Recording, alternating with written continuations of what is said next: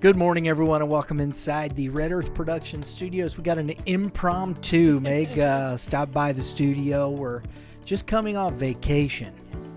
You know, we haven't been in the office. I haven't been in the office since, I think, last Monday. Oh, wow. Yeah. That's a first. Yeah, it is a first. You're here a lot. I'm Wednesday. So. Yeah, so it was a good Thanksgiving. We got a chance to spend with our family and enjoy that time together. Hope everybody out there had a happy Thanksgiving and enjoyed their time with their families. And so today we're back at it. Back to the grind. With everything that we have going on right now, folks, we've got to really pay attention to what is happening around us. And right now, there is a great amount of uncertainty, intrepidation, all those types of things. And Megan today wanted to talk about hiring and retention. And I know that sounds like, but I think that's a great subject right in the middle of all this, because I heard this morning on the way to the office, I was the Missouri legislature, they're doing a special session on COVID. Okay? Really? Okay. Yeah. They're putting together a special session on COVID. Now, they might do some different things, but I'm trying to remember the gentleman's name, Rodney. Can't come back to me. I'm sorry. Was talking with, I was on 97.1. Okay. Mark something. I'm terrible, man. The brain just quit working. But the morning drive guy, they're talking about the restaurant situation down in St. Louis. And he said one of the restaurateurs told him, he said, here's the thing. He said, even if we are able to get some help and are able to be financially put in some sort of semblance operating business. Yeah. Yes. He said, I don't know if I can get my staff back. Yes, and that we are seeing that across the board with clients. And then I was in the industry for years, so I have several colleagues and friends that are into the industry, and that is the number one issue that restaurants and retailers are having right now, because of the CARES Act that came out with the unemployment. It was hurtful to that particular industry. So hiring and retaining is huge. It's a big subject for budgeting. I know we're going to explain that here in a minute, but right now as it sits, those are the two industries that are really struggling to keep people on. And one of the things that this gentleman said that this restaurant owner talked to him about was the fact that he said it isn't even just a matter of getting them back. Is they've gone to other places, they've gone to work in other places, and if you have people that you can get back, do they trust the restaurant industry enough?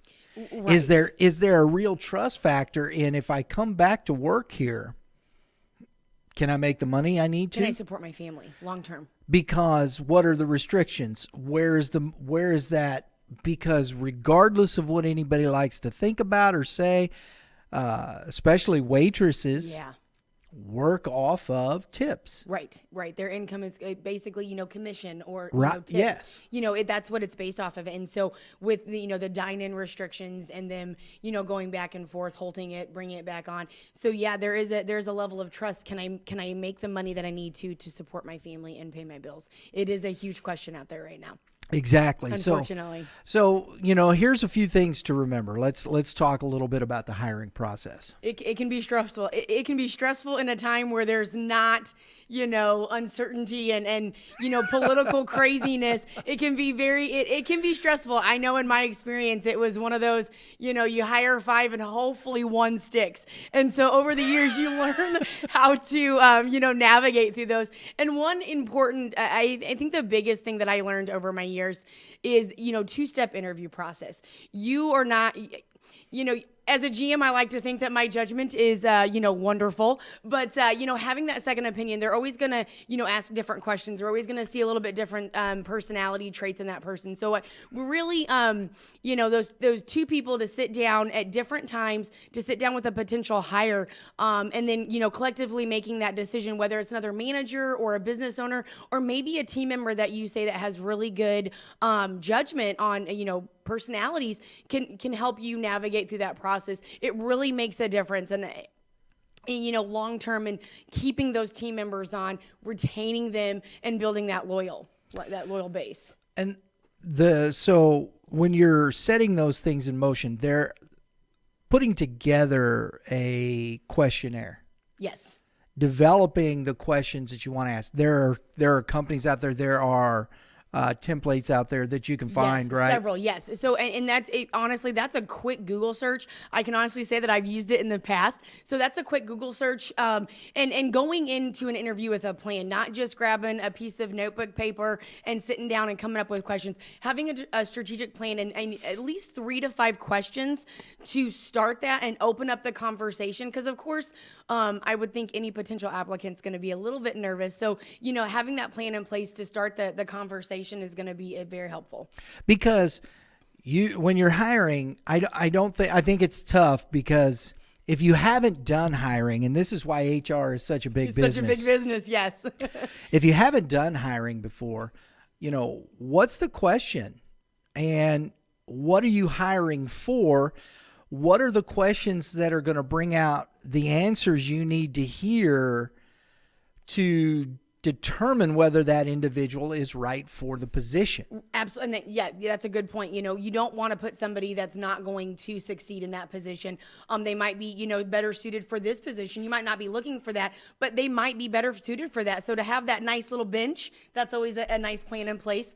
But yeah, having those questions and finding out where that person's going to fit best, and having a plan where that person just might not fit your business. And that's okay. And there are certain questions that you can ask, and you want to be mindful. There are questions from an HR standpoint that you cannot ask a potential, applicant. So, doing your research, market research, get in there on, as we say, Google it. And find out what those restrictions are, because you don't want to get yourself caught up in one of those situations. And if you have questions, if you need to consult an HR consultant, if you need to, I would recommend doing it, because you can put yourself in some hot water real fast. Real fast. And especially if that potential applicant knows what you can and cannot say, that could go, half and half. So definitely you want to research, but have a plan in place. And have those questions, and you kind of look, I like to think, back in my earlier days of doing interviews, you look a little bit more professional. You look like you know what you're doing. You don't want to go in there like you don't know what you're doing. And that's the thing. I think it's one of the things I learned later on as I did more. You had your questionnaire, you're working, you're sitting there. I think one of the things that is most difficult for the interviewer to do is to ask the question and shut up. Yes. And for me, absolutely. And I know I put that in a very yes. But it's true. Getting that person to talk to you, asking the right questions that develop that response that is needed to hear what you need to hear. The person needs to be able to explain.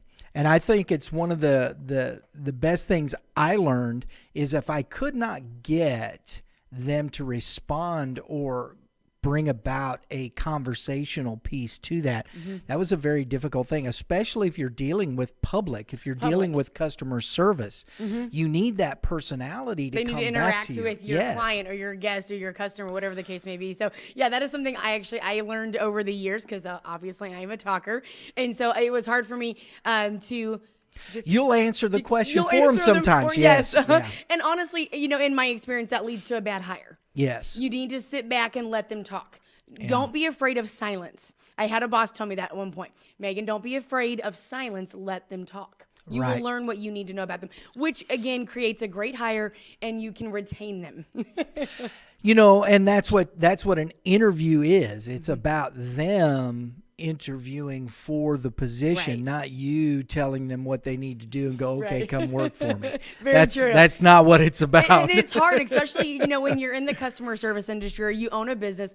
You obviously have a personality that connects with people, so you can get a little chatty every once in a while. So that is a key point. Absolutely.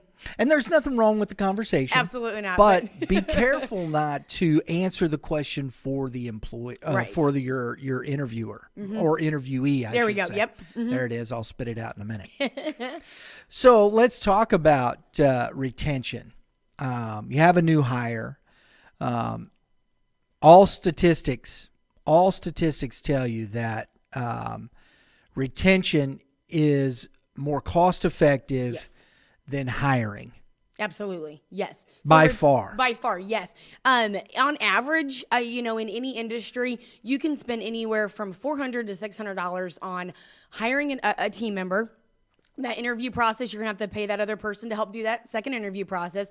Bringing them on, onboarding, you have to pay for when you do, new hire paperwork, and then that training process. So depending on what type of business you own, the training process can be I've seen 3 days, and I've seen up to 2 weeks, depending on what type of industry you're in. So that can get costly. And why I say that is that person cannot technically be by themselves for that 3 to 2 week period, depending on, like I said, your training process. So you have to have another team member assisting them on whatever project that is from a training standpoint. So that can get very costly if you continue to turn over employees in whatever business that you might be. So having a plan of attack on training and how you're going to train that person and the most effective way to do that. If you can effectively train an employee or a new team member in 3 days, fantastic. But you don't want to rush the process for sure, Right. because I in my experience,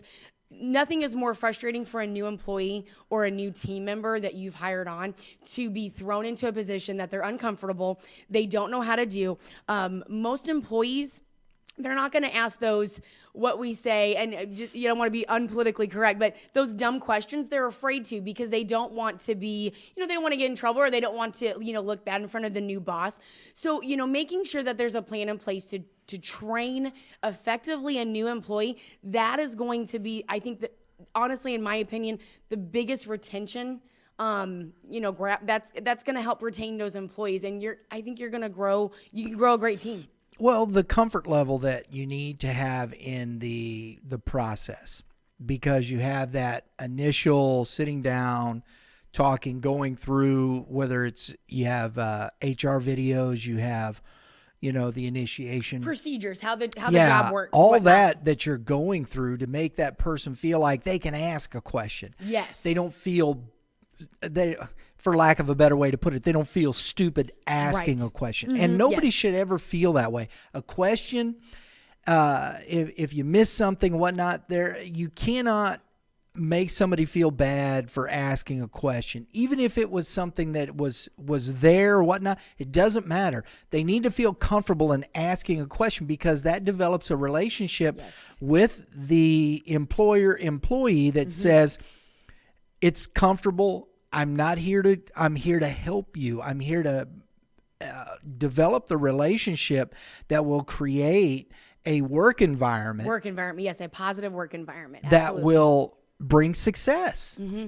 And ultimately, you'll get that loyalty. And so you have an employee that's with you 10, 15 years. You can trust them. Yeah. Your business is in their hands. And so that starts from day one. I can't stress that enough, that you can't take we should not take the hiring process and the training process. Training is huge, lightly, when, especially it can get very costly to hire and train people.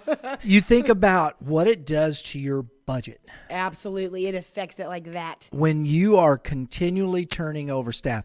And I believe this very much. I've seen it statistically. I've seen it experientially. Yes.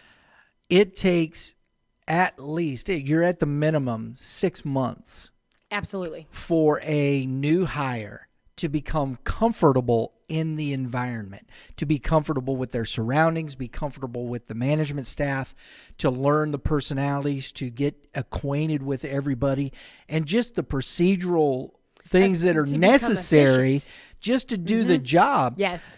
And then they can start to become better at what they do.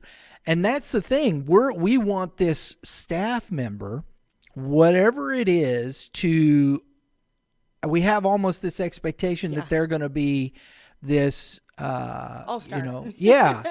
Before their time. Yes. And we don't give them an opportunity to actually develop into the culture of the company. And you can't, unfortunately, I've seen this a lot in my experience, not only in what I do now, but in my past experiences. We blame the team member, or we blame the employee, when in reality it's not their fault. So again, that plan to train, and like you said, in 6 months they will be very effective in your business. Right. They're there to help you move towards your goals as a small business. So I have a passion for hiring and training and retaining employees, because it can affect you. It's very costly. and listen, make no mistake, I'm not talking about somebody showing up late constantly, somebody just derelict. No, I'm talking about a person that's there, willing to work, wanting to learn, going through, but sometimes struggling in the process. But that's okay. That's what you're there for. Absolutely. Take the time to make sure you develop that person. Understand, don't give up and start go, they're not going to make it. Yeah. Don't do that. Go to that 6 months. I'll tell you. And this is one of those aha moments. Okay. We all have them. I had a staff member that honestly just I was like, I don't know why they hired her. I don't. It seemed like a train wreck. I can't see. I couldn't see it, but I was like, okay, we'll see what happens. And you work and you develop and you go through the process. Just like she ended up, she was 5 years with me. Wow, that's awesome. And and it's just like, so you can't just look at the outside. You have to understand and know that it's looking beyond those things and seeing that person being efficient, being on time, working, doing. You never can tell. No, everyone learns different. Yes. Everyone processes different, and that's something that I've learned over the years, is that I'm a very visual person. Some people aren't. Some people can be told something and they're good. So really, and developing that relationship with your new team member will help you learn how to train them, what works best for them, how are they going to learn. So it's very important as well. Absolutely. Yes. So remember, these things are very costly. Yes. Training is not really cost effective. You have to train, you have to develop, you have to do that, and you have to budget for those things. Right. Making that investment is great. Budgeting, and then considering a new employee as an investment. So when you look at investments, that's a great point. If we put our money into a 401k or stocks, we look at that as an investment. This is the same. We want to have that same thought process, is that we are making an investment in a person to help us run our business long term. There you go. Yes. And I think that's a great way to understand that. Don't look at that person just as some employee, but investment of your time and your effort, and giving them an opportunity to help your company grow. Absolutely. So, hey, there's a lot going on with this, and there's a lot of difficulty in what we're seeing in the hiring right now across the board. Right. Unemployment, it's going down. We are seeing numbers go down. Yes, we are seeing. So that's awesome. good. So we want people back to work. We do want people back to work. If you and I'll say this again, talk to your local politicians. Absolutely. Your local representatives, your state and local representatives. They're getting ready to go in for a special session of Congress here in the state of Missouri. So let your voice be heard. Get in there and say something. The people, the restaurateurs in St. Louis have stood up and said something, and I think that has had a great effect on what is happening right now with this special session. Absolutely. Because there's too many people losing businesses. We got to stem this tide. We're not going to back away. We're small and local businesses, and we're going to stand up for what we believe is right. And these lockdowns are not right. I don't care what you say. They're not right. They're not constitutional. They're destroying the American fabric of small business, and it shouldn't be. And absolutely, that's a fact. So stand up, say something. Make sure your local representative, your state representative, knows what you feel, and let's let your voice be heard. Absolutely. We need to do that. So that being said, thanks for joining us today on Tips from TTO. Megan Wallander from the tax office. If you need any kind of accounting, payroll services, tax preparation, tax planning, all of those things right there, make sure you give Megan a call. Check them out online at www.thetaxoffice.com. So until next time, everybody, have a great day in the Lord.